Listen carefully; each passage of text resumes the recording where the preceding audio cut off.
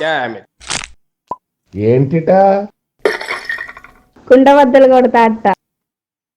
నమస్కారం, కుండబద్దల ప్రేక్షకులకి స్వాగతం. అంబటి రాంబాబుకి పోయే కాలం దగ్గర పడినట్టుగా ఉంది. అంటే జైలుకి పోయే కాలం బాగా దగ్గర పడినట్టుగా ఉంది. ఈ రోజున అంబటి రాంబాబు పిచ్చెక్కిందో, మదం ఎక్కిందో, లేకపోతే కండకావరం బాగా ఎక్కువైందో, నోటికి ఎంత మాట వస్తే అంత మాట, అందున ఎస్పెషల్లీ సీఎంగా ఉన్న చంద్రబాబు నాయుడిని ఉద్దేశించి చంద్రబాబు నాయుడు పేరు తీసి మరీ చంద్రబాబు నాయుడు వస్తాడా, ఆడమ్మ మొగుడు వస్తాడా, ఏంటో ఈ అమ్మ మొగుడుల సంస్కృతి వైఎస్ఆర్ కాంగ్రెస్ పార్టీలోనే ఉంటుంది. గతంలో కొడాలి నాని కూడా ఇలాగనే మాట్లాడేవాడు. ఇలాంటి సంఘటనలు జరిగినప్పుడు నోటికి ఎంత మాట వస్తే అంత మాట మాట్లాడేసి చివరికి లం కొడక అనే బూతులు కూడా వాడేసి ఇప్పుడు ఆయన పేకల మీదకి తెచ్చిపెట్టుకున్నాడు. అరెస్టు చెయ్యకపోతే ఒగ్గోల, అరెస్టు చేస్తే ఒగ్గోల అన్నట్టు ఇప్పుడు అంబటి రాంబాబుని ఖచ్చితంగా మూసేయాల్సిన పరిస్థితులు వచ్చాయి.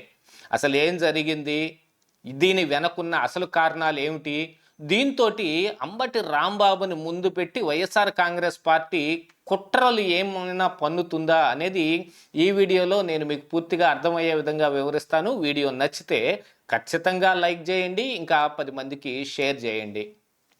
ఇక అసలు విషయానికి వస్తే, టీటీడీలో కల్తీ నెయ్యి మీద అందులో జంతు కొవ్వు కలవలేదు అని సిబిఐ సిట్టు నిర్ధారించేసిందని ఒక అభాసు పాలయ్యే ఒక అభూత కల్పనని వైఎస్ఆర్ కాంగ్రెస్ పార్టీ ఎత్తుకుని జగన్మోహన్ రెడ్డినో, లేకపోతే వైవి సుబ్బారెడ్డినో, లేకపోతే వైఎస్ఆర్ కాంగ్రెస్ పార్టీనో కాపాడుకునే ప్రయత్నం అయితే చేస్తున్నారు. కాకపోతే టీడీపీ కార్యకర్తలు అందుకు ప్రతిగా ఫ్లెక్సీల వార్ ఒకదాన్ని తీసుకొచ్చారు.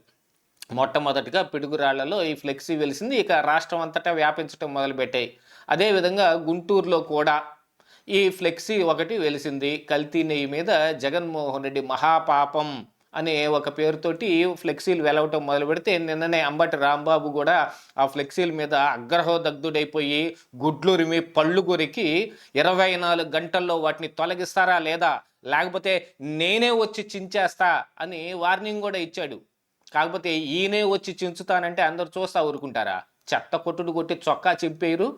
అలాంటి పరిస్థితి ఉందని తెలుసుకున్నాడు. మరి ఆయన 24 గంటలు దాటిన తర్వాత కూడా చించటానికి వచ్చాడా, మరి ఏ కారణానికి వచ్చాడో, అమరావతి రోడ్డులో ఆయన కారు ప్రయాణం చేస్తూ ఉంటే టీడీపీ కార్యకర్తలు అడ్డగించారు. ఏమిటి అంటే, గతంలో నిన్న ఇచ్చిన ఆయన వార్నింగ్ మూలంగా ఆ పక్కనే ఓ ఫ్లెక్సీ కనపడతా ఉంది, దాన్ని చించటానికి ముహూర్తం పెట్టుకొని వచ్చాడేమో అనుకొని అందరూ అడ్డగించితే ఇక నోటికి ఎంత మాట వస్తే అంత మాట.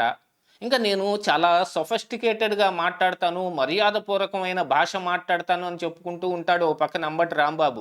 ఈ రోజున చంద్రబాబు నాయుడు వస్తాడా, వాడమ్మ మొగుడు వస్తాడా, ఏమనుకుంటున్నారు, ఈ లంప్ కొడుకులు మొత్తాన్ని నేను తాట తీస్తాను, ఇట్లాంటి పిచ్చి బూతులతోటి ఆయన నోటికొచ్చిన బూతు పురాణం మాట్లాడుతూ పోలీసుల మీద కూడా తిరగబడ్డాడు.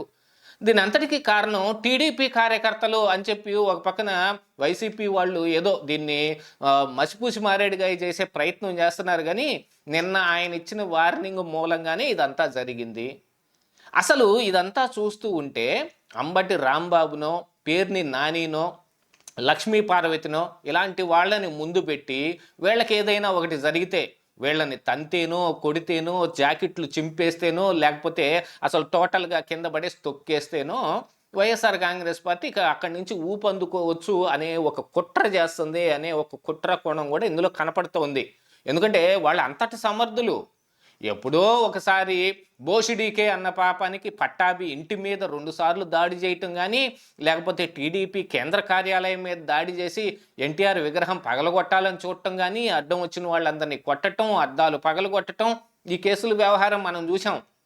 దీనికి ముందేం జరిగింది అనంటే, వైఎస్ఆర్ కాంగ్రెస్ పార్టీ కేంద్ర కార్యాలయంలో దీనికి అంతా ప్లాన్ చేసుకొని ఇక్కడ ఈ జనాలను మొత్తాన్ని ఏర్పాటు చేసుకుని టీడీపీ ఆఫీసు మీదకి పంపించారు అనేది తర్వాత విచారణలో తేలింది. అంటే దాని వెనక ఒక కాన్స్పిరసీ కుట్ర ఖచ్చితంగా ఉంది అనేది. అంటే ఈ రోజున అంబటి మాట్లాడుతున్న మాటలకు కానీ, నిన్న పేర్ని నాని కూడా మాట్లాడాడు. 80 పదులు 80 వయసు వచ్చింది చంద్రబాబు నాయుడు వల్ల ఎవరికేమిటి ఉపయోగం అనే నోటి దురుసు మాటలు మాట్లాడారు. ఎవడి వల్ల ఏం ఉపయోగం, ఈ భూమికి భారం తప్ప వాళ్ళ వల్ల మాత్రం ఏం ఉపయోగమా? వాళ్ళని మోస్తున్న ఈ భూమికి భారం తప్ప పందికొక్కుల్లాగా వాళ్ళ గోడౌన్లో ఉన్న బియ్యం అమ్మేసుకొని బొక్కేసి ఆ తర్వాత మాకేం తెలియదు అన్నట్టుగా మెదలకుండా కూర్చొని ఉంటే వాళ్ళ ఆవిడ పేరు మీద గోడౌన్ ఉంది కదా, ఆవిడని ఏం చెయ్యొద్దులే అని మెదలకుండా ఓ పక్కన టీడీపీ నాయకులు కూడా మెదలకుండా ఊరుకుంటే పెట్టరేగిపోతా ఉన్నారు. అసలు దానికి ముందు పేర్ని నాని మాట్లాడిన ఇంకొన్ని మాటలు చంద్రబాబు నాయుడు నాలుకని గుత్తొంకాయ కోసినట్టు కోసి కారం పెట్టి దబ్బనం కాల్చి నేలకు మీద వాత పెట్టి ఒళ్ళంతా వాతలు పెట్టేయాలి. ఎవడైనా మాట్లాడతాడా ఇలాంటి మాటలు? దీని వెనక ఏముంది అని అంటే ఖచ్చితంగా ఒక కాన్స్పిరసీ కనపడతా ఉంది. ఇందులో కులాలకు సంబంధించిన ఒక ఈక్వేషన్ కావచ్చు, లేకపోతే మతాలకు సంబంధించిన మరొక ఈక్వేషన్ కావచ్చు, ఇలాంటి వాటన్నిటినీ తీసుకొచ్చి ఈరోజు రాష్ట్రంలో అనిశ్చితి నెలకొల్పటం ఎలాగా, కావాలంటే వాళ్లే వీళ్ళని ఏదైనా చేసేసి అంబటి రాంబాబునో పేర్ని నానినో, నిన్న లక్ష్మీపార్వతి కూడా చంద్రబాబు నాయుడికి లోకేష్కి బానిసలాగా ఉన్నాడు మరి పవన్ కళ్యాణ్ అనే మాట కూడా మాట్లాడింది. ఆవిడని ఏమైనా చేస్తే వీళ్ళే ఒకంత వాళ్ళ మీద దాడి చేపించి ఈ రోజున మళ్ళీ బయటకు వచ్చి నంగనాచి కబుర్లు మాట్లాడినా కూడా మాట్లాడవచ్చు. కాకపోతే ఎందుకు ఇంత అసహనం వస్తుంది అంబటి రాంబాబుకి కానీ లేకపోతే వైసీపీ నాయకులకు కానీ అని అంటే వాళ్ళు వేసుకున్న ప్లాన్ ప్రకారంగా, ఎందుకంటే సిబిఐ సిట్టు ఎన్డీడీబీ రిపోర్టు ఆధారంగా చంద్రబాబు నాయుడు మాట్లాడిన మాటల్ని ఎన్డీడీబీ రిపోర్టుని లేకపోతే నెయ్యి శాంపిల్స్ని ఎన్డీడీబీ కాకుండా వేరొక ల్యాబ్కు పంపించి అక్కడ కనీసం అందులో 10% కంటే తక్కువ కలిసిన పంది కొవ్వును కూడా కనిపెట్టలేని ఒక ల్యాబ్లో టెస్ట్ చేపించి అందులో పంది కొవ్వు ఉందా లేదా అనే విషయాన్ని ఏం తేల్చకుండా ఛార్జ్షీట్లో పొందుపరిచారు. ఇంకొక అసలు విషయం ఏంటంటే ఆ నిందితులు ఆ 36 మంది మీద ఎవరి మీద అయితే నిందితులుగా కేసు పెట్టిందో సిబిఐ, ఆ నిందితుల్లో 3 ఆ ల్యాబ్కు సంబంధించిన వ్యక్తులే ఉన్నారు. ఆ ల్యాబుల్లో గతంలో ప్రిన్సిపాల్లుగా కానీ లేకపోతే సైంటిస్టులుగా కానీ పనిచేసిన వాళ్ళు ఉన్నారు. మరి వాళ్ళేం మ్యానిపులేషన్ చేయకుండానే ఈ రిపోర్ట్ ఎలా బయటకు వచ్చిందా అనేది కూడా చాలా అనుమానాలు వస్తున్నాయి.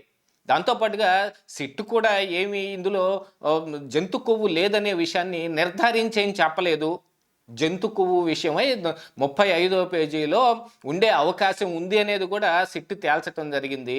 కానీ వైఎస్ఆర్ కాంగ్రెస్ పార్టీ నాయకులు వినరు. ఇదిగో ఇలాంటి ఒక దుందుడుకు చర్యతోటి ఏమున్నా కానీ ఇప్పుడు ఖచ్చితంగా జంతు కొవ్వు ఉంది అనే విషయం బయటపడిపోతుంది. దీన్ని డైవర్ట్ చేయటానికో లేకపోతే దీనిపైన టీడీపీ వైసీపీ మధ్య వైషమ్యాలు రేగొట్టి కొంతమంది జనాలు కొట్టుకుని వస్తూ ఉంటే వీళ్ళు చలిగాచుకోవటానికో ప్రయత్నాలు చేస్తున్నారు. వెనకటికి ఒక నీరో చక్రవర్తి లాగా రోమును తగలబెట్టి పిడేలు వాయించుకున్నట్టు జగన్మోహన్ రెడ్డి బెంగళూరులో ఈ పిడేలు వాయిస్తూ ఉన్నాడు. అంబటి రాంబాబు లాంటి వాళ్ళు ఇందులో సమెదలు కాబోతూ ఉన్నారు. అర్ధాంతరంగా ఆయనకి ఏదన్నా జరిగితే ఈ రోజున రాష్ట్రాన్ని కాపాడాల్సింది ఎవరు? అందుకనే తస్మాత్ నోరు జాగ్రత్తగా పెట్టుకోవాలి. అయినా కానీ అంబటి రాంబాబుకు మాత్రం వాళ్ళని వదిలే సమస్య లేదని టీడీపీ కార్యకర్తలు కూడా అంటూ ఉన్నారు. ఈ ప్రభుత్వం కూడా వదులుతుందనే ఊహ అయితే ఏం లేదు. ఖచ్చితంగా అంబటి రాంబాబు మూడిందనే చెప్పుకోవాలి. ఇదే ఈరోజు కుండబద్దలు.